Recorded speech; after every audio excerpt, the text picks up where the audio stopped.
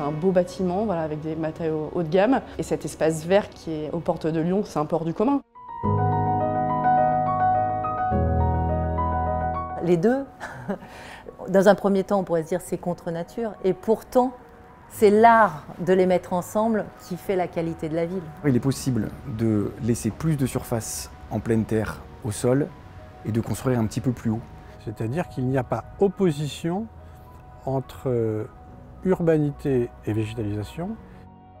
C'était l'ancien centre Livet, qui était un bâtiment des Hospices civils de Lyon, avec un espace de parking quasiment sur 90%.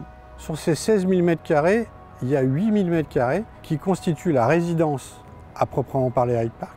Et l'autre moitié, les 8 000 m², ont été donnés à la ville de Caluire-et-Cuire pour qu'elle en fasse un espace public. Je pense que le fait de faire un jardin et un jardin de qualité, c'est un plus. On était à 80% d'espace imperméabilisé, enrobé avec des parkings. Et aujourd'hui, on est à 40% construit et 60% d'espace végétal.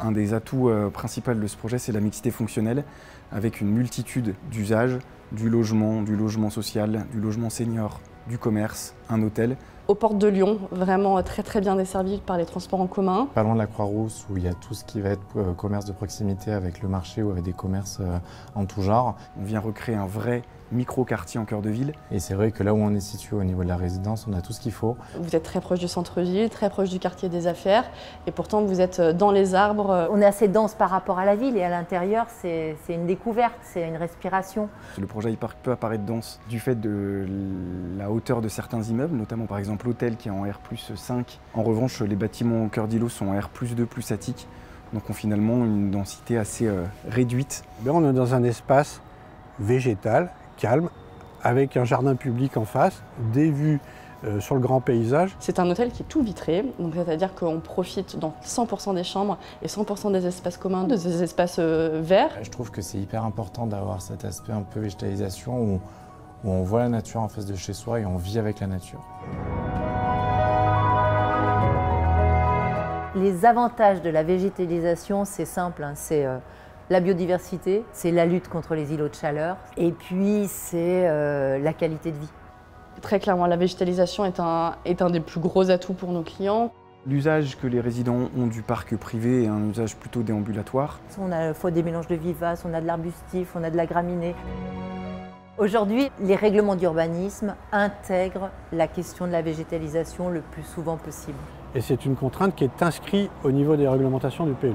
En les intégrant, c'est une sorte de garant de pleine terre. C'est-à-dire que dans la mesure où on dit on ne fait plus d'enrobés, on laisse les sols perméables, on plante à la place, ça demande plus d'entretien que de l'enrobé.